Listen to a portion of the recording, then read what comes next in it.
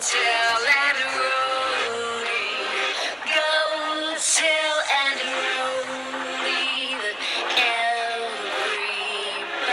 everybody's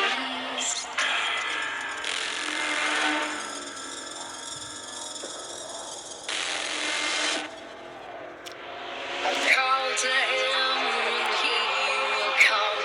She'll run to him like he's the one.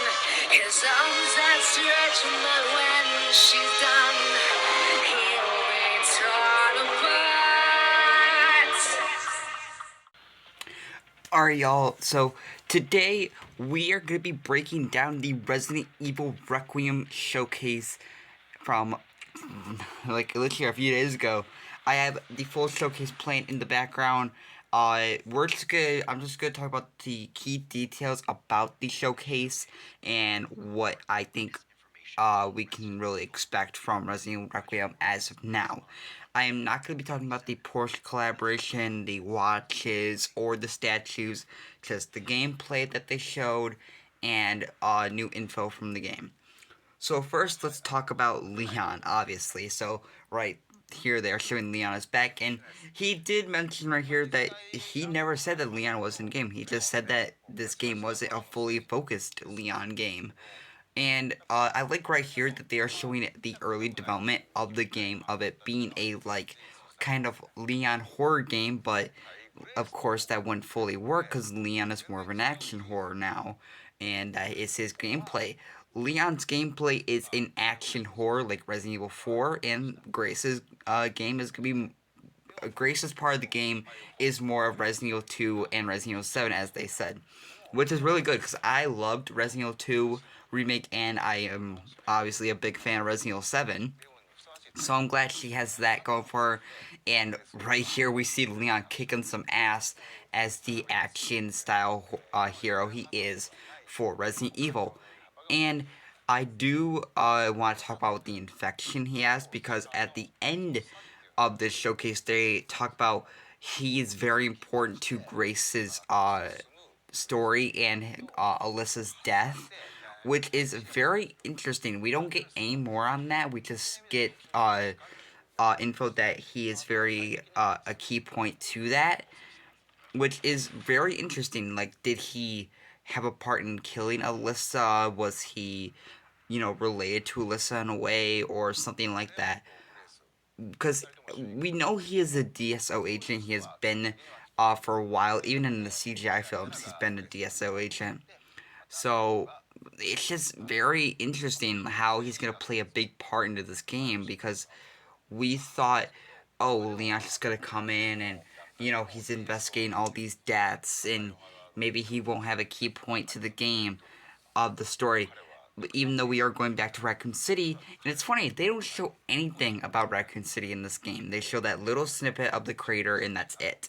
They don't talk about Raccoon City at all, which I think is good, because I want Raccoon City to be the biggest mystery in this game. I want no footage from Raccoon City to be shown. I want to go into this game blind as hell for Raccoon City, and that will just be like the best part of the game. Going into Raccoon City, not seeing any footage from it, from trailers or anything, and just experience it myself and just immerse myself, because it's gonna bring some flashbacks in from Resident Evil 2 and Resident Evil 3 Remake, and it's gonna be fun as hell.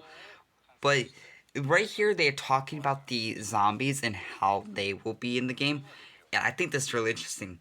These zombies are like a brand new style of zombies, because the zombies are gonna be reliving.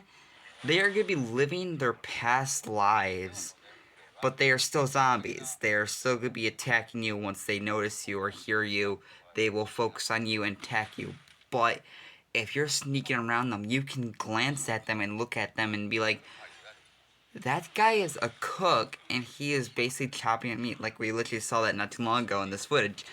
But it's just so interesting. Like, they are taking the role from their past lives but still playing the role as a zombie.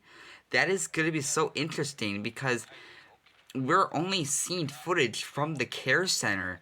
How could zombies be like that within Raccoon City? There are going to be enemies in Raccoon City.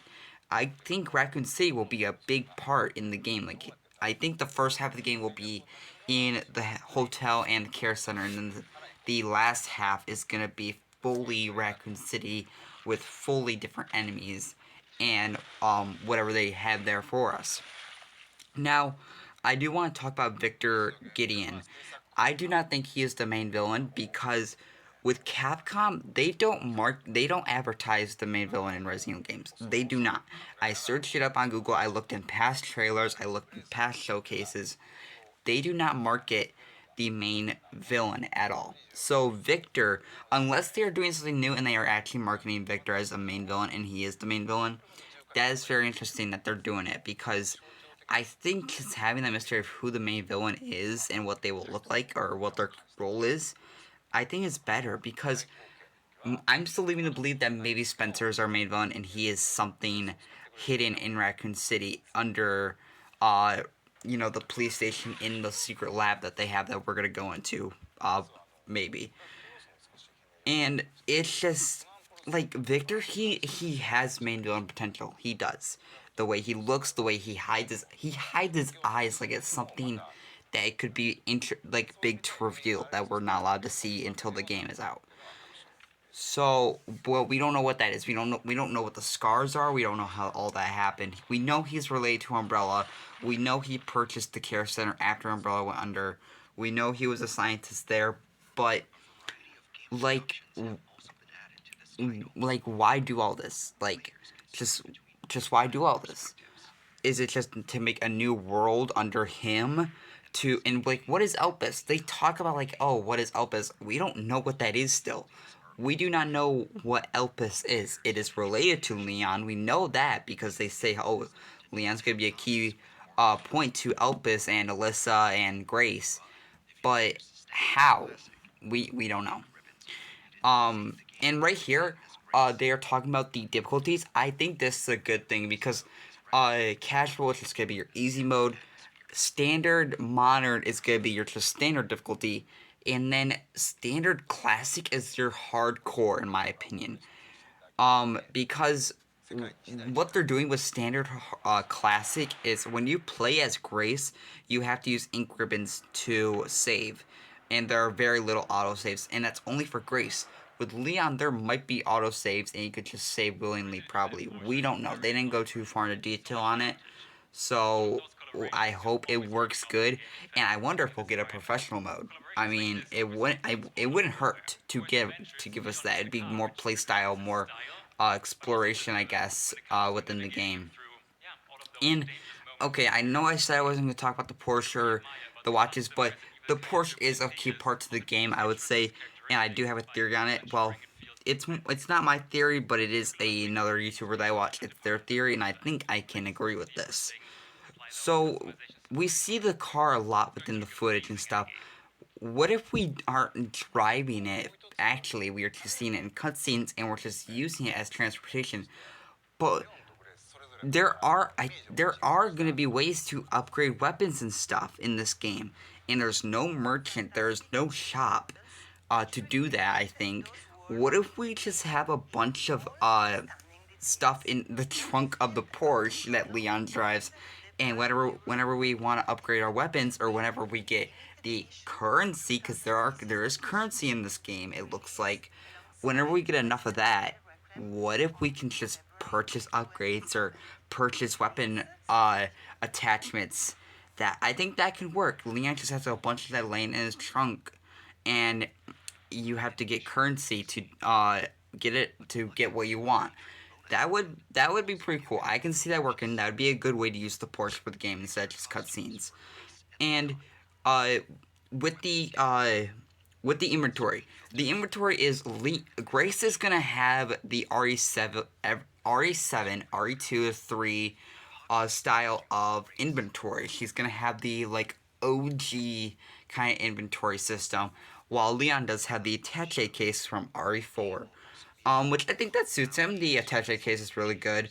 But here's the thing.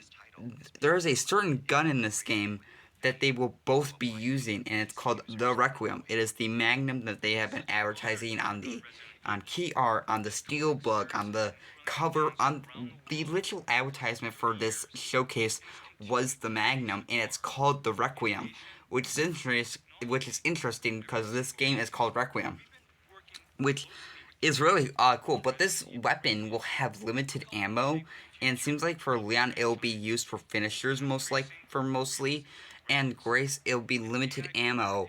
And we saw earlier that the gun can literally shoot through enemies. So if you have just like a row of enemies, you can just blast through them.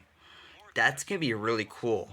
And the weapon is so important to where they give it 2 weapon skins in the deluxe edition, which is really cool.